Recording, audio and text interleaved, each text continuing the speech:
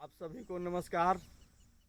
तो आइए हमसे जुड़े रहिए और मेरे साथ बने रहिएगा। मैं आज बताने जा रहा हूं आपको इस बार के लोकसभा में एससी समुदाय के लिए, जो शेड्यूल कास्ट के लोग हैं, उनके लिए कितना बेहतरीन रहा। उन्होंने एक से एक रिकॉर्ड बनाया है और शेड्यूल कास्ट में भी यूं कहिए तो स्पेशल जो पासवान जाति है, बिहार में दुसाध बोलते हैं और यूपी में इनको पासी, सरोज और पासवान बोलते हैं। इनके लिए इस बार मतलब पूरे दलित समाज के लिए इस बार का जो लोकसभा चुनाव है, एक से एक बेहतरीन रिकॉर्ड बनाए हैं इस बार। तो इस बार का जो 2024 का जो लोकसभा का चुनाव है, ये दलितों के लिए बहुत ही बेहतरीन रहा और इसमें एक से एक रिकॉर्ड बनाए और एक से एक बेहतरीन रिकॉर्ड बना।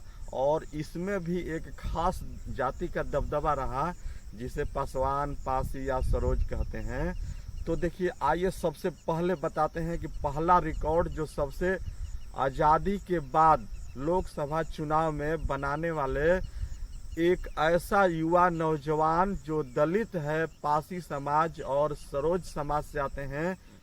यूपी के कौशाम्बी सीट से उन्होंने सबसे कम उम्र का सांसद बनने का रिकॉर्ड हासिल कर लिया है। ये इतिहास है साथियों।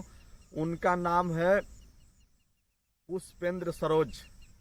महज 25 वर्ष 3 माह में ही वो सांसद बन गए हैं और सपा के उम्मीदवार हैं यूपी के कौशाम्बी से। पहला ये रिकॉर्ड हो गया।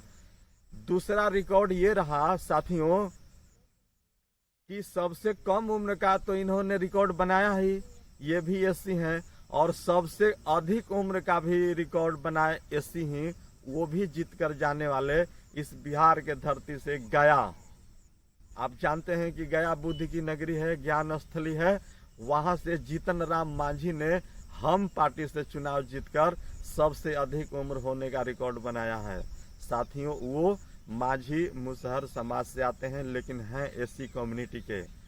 तो अब देखिए कि अब जो मैं बताने जा रहा हूँ सबसे अनूठा, विश्व में एकदम चर्चित और पूरा हॉट रहा, वो है अयोध्या का सीट। दोस्तों, इस पूरे लोकतंत्र के लिए ये सबक है सभी दलितों के लिए। और पूरे अब तक का जो चुनाव है उसमें ये रिकॉर्ड बना है कि किसी भी जनरल सीट पर एक सुरक्षित सीट वाले व्यक्ति ने जीत हासिल की है साथियों। जनरल सीट पर एक दलित समाज के उम्मीदवार जो अवधेश प्रसाद हैं, वो पासी समाज, सरोज समाज, पासवान समाज से आते हैं उत्तर प्रदेश, और अयोध्या सीट उन्होंने जीत कर यह साबित कर दिया है, नया विश्व कीर्तिमान रिकॉर्ड बना दिया है। और वहां वो जनरल सीट पर बीजेपी के लल्लू सिंह को हराकर और अवधेश प्रसाद समाजवादी पार्टी से अयोध्या का चुनाव जीत गए हैं और इससे राम भक्तों को बहुत ठेस पहुंची है साथियों। राम भक्त दो खेमे में बट गए हैं, असली राम भक्त और नकली राम भक्त। कुछ लोग कहते हैं कि ये जो जीते हैं अवधेश प्रसाद जी, वास्तव में यही असली राम भक्त हैं और जो हार गए हैं वो दिखावा करने वाले नकली राम भक्त हैं। सोचिए, राजनीतिक विश्लेषण माना जाए तो अयोध्या में सीट लॉस करने का बीजेपी का सबसे बड़ा मुद्दा ये रहा कि वहां हजारों लोगों का आशियाना उजाड़ दिया गया। लोग रोते रहे, बिलखते रहे, उनको रोड पर छोड़ दिया गया और बरसों से जहां रह रहे थे उनको बेघर कर दिया गया। इस तरह से वहां के स्थानीय लोगों में गुस्सा रही और उन्होंने बीजेपी को हरा दिया। तो साथियों, और देखिए, एक अंतिम जो सबसे बेहतरीन रिकॉर्ड है वो एससी समाज के लोगों ने इस बार बनाया है कि बिहार के उभरते हुए नेता चिराग पासवान, उनका भारत में दबदबा बनते जा रहा है साथियों। बिहार का चिराग पासवान उभरता हुआ नेता है जो लोजपा रामविलास पार्टी के हैं, एलजेपीआर, और वो खुद अध्यक्ष हैं सुंदर हैं, शालीन हैं, सौम्य हैं, बोलते हैं बेहतरीन, कभी भी अभद्र टिप्पणी नहीं करते हैं।